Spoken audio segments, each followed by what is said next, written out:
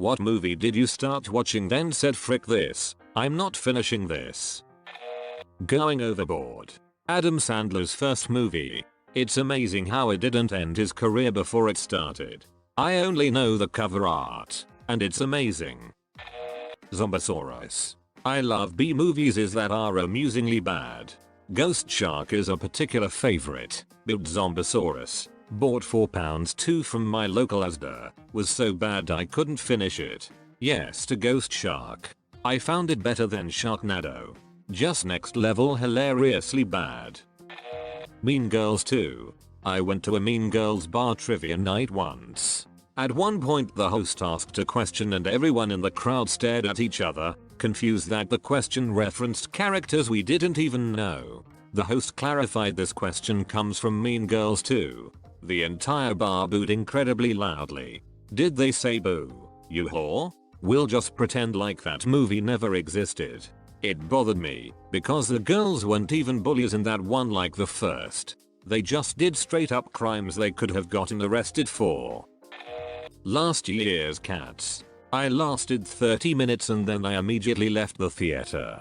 Human faces on roaches creeped me the hell out, as did whatever else I saw in that time frame. I saw Cats in a packed theater and we all were laughing and making fun of the film. It was one of the best movie going experiences I've had.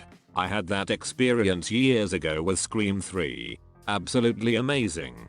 Every time a character walked into a telegraph death trap, there's near silence punctuated by occasional snickering. Then they die and the whole cinema exploded with peals of laughter.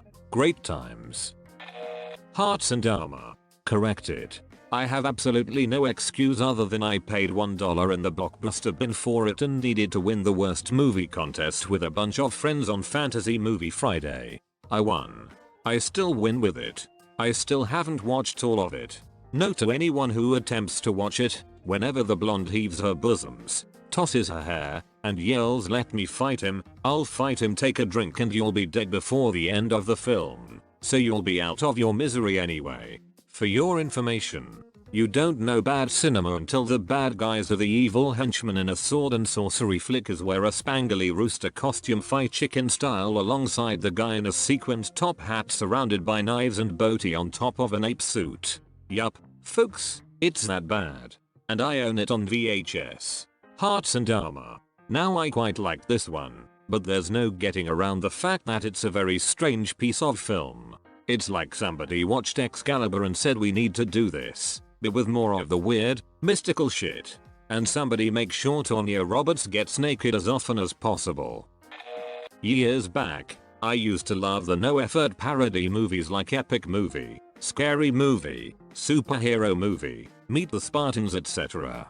Until I watched Scary Movie 5. When 5 came out, I couldn't see it immediately at the time so I forgot about it and rented it years later. When watching it I realized none of the jokes were funny, because they all relied on referencing and parodying the horror movies of that time which were no longer relevant. It was a slog and I turned it off and returned it halfway through. Out of all of these I still maintain that Scary Movie 3 is funny, but that is largely down to Leslie Nielsen. I remember thinking the first Scary Movie was freaking hilarious, though I'm not sure how well it'd hold up. I'm pretty sure it's been a minimum of 15 years since I saw the original. The first couple really do hold up. Man, I still crack up in the first one when the redhead, forget her name, just like breaks a ton of her bones and snaps her own neck while she's talking mad shit to the killer. It's so ridiculous. Dragon Ball Evolution, a Serbian film. It is awesome how bad Dragon Ball Evolution was, that nobody says anything about Serbian film as long it is next to it. You know what to expect from a Serbian film. You don't expect your childhood memories to curb stomped hard. You think it can't be that bad.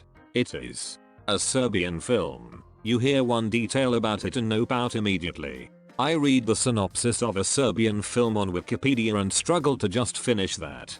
No way I'll watch the movie. A movie so bad. Toriyama, the creator of Dragon Ball, said this piece of absolute garbage ain't gonna be the last Dragon Ball movie and then made 2 movies and an anime. And then one of Dragon Ball Evolution's writers apologized for writing the movie. Incredible.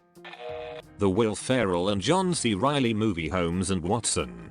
In the screening I went to, thanks, Dad, I watched a whole group of 14-year-old boys hightail it out of there in the first 20 minutes. When the least discerning movie audience of all time up and leave so soon, you know it'll be amazingly bad. But they really pushed hard with the marketing for some reason. Oh yeah, I should have listened to the reviews. LMAO. You walked out. I ate my popcorn and fell asleep. Solid nap though. 50 Shades of Grey. I was out as soon as she walked into Christian's office and tripped over nothing. Cause, you know, she's just so quirky and clumsy. I read the books, and honestly Anna is just an insufferable person. So whinny and lame. And the movies made her even more flat and lame. It's like they tried to just fast forward to all the sex parts with next to no plot. Not that they had much to start with. But I suppose I'm a masochist to shitty romance novels. I read all of them, including the rewrite of the first book from Christian's point of view. They're incredibly shitty. 14 out of 10 do not recommend. I think she's better in the movies, because you don't get her internal dialogue, which in the books reveals how she's just utterly confused by everything. Admittedly I couldn't make it through the first book, but hate watched all 3 movies. 1 was better and 2 and 3. If you ever want to watch a really fun set of YouTube videos, check out Dan Olson's A Lukewarm Defense of 50 Shades of Grey. She's basically a character made out of all my old sociology professor's rants about casual misogyny in media. Clueless, stupid, powerless, totally absent of character beyond the male-led, incapable, and always confused. I remember thinking he has greatly over-exaggerating a lot at the time. Now I just think he must have read some of 50 Shades. I didn't see the movie, but I tried to read the book. Pro tip: don't. It's a shame that pulp is what sorta mainstreamed BDSM in our generation. I would have hoped something better would have had the honor. The Emoji Movie. It was almost a parody of every CGI kids movie. My son is autistic and gets super fixated on random things for periods of time. Ripping paper, compass directions, weather, power lines, etc. He watched the Emoji Movie on Netflix one day and became obsessed with drawing emojis. I had to watch this pile of garbage movie every day for like 3 months. Thank goodness he moved on eventually. LOL. I'm lucky. My son chose Moana to fixate on. It's a lovely film and I'm not sick of it yet. 1000 viewings later. If he'd picked something like Emoji Movie, kudos to you for your patience. I miss my son's Moana fixation. Even Minions was pretty okay. He's now fixated on movie end credits. Like just the last minute that displays logos of Dolby Atmos, MPAA, etc. Why do people even put it on YouTube? Why? Because kids like your son and my cousin, high functioning, but very obsessive, need to talk endlessly about logos and trademarks. LOL.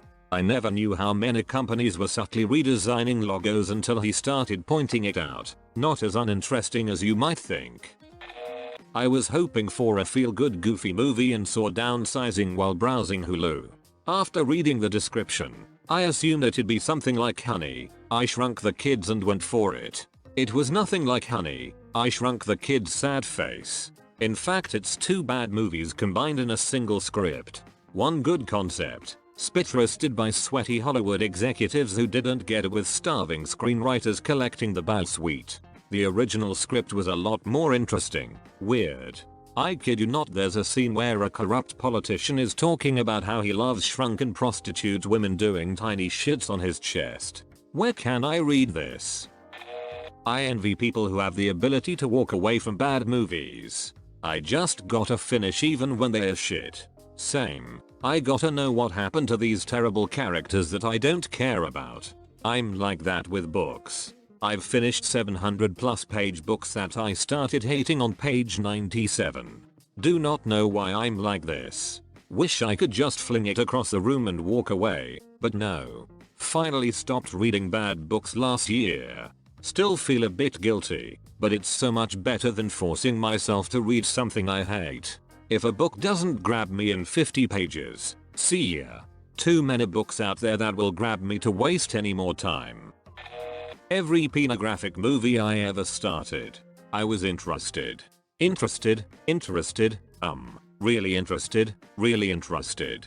Then suddenly I lost all interest and felt nothing but shame and self-disgust. When I first got my hands on a Pinot in the mid-90s, right when I turned 18, so an actual physical VHS tape, I mentally made up a bunch of weird rules that had to be followed because it was required you watch penis that way. No skipping over the non-sex scenes was the big one.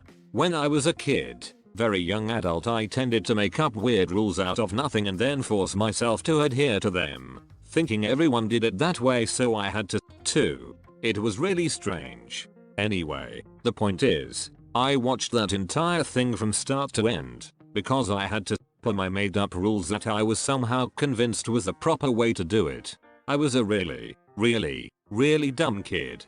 Sounds to me like a way to gain control over a situation in which you felt insecure. Stupid rules and rigidity brings some order into a chaotic world, even if it's just subjective. The Robin Hood movie from a year or so back. The bad guys have machine gun crossbows. It's freaking bizarre.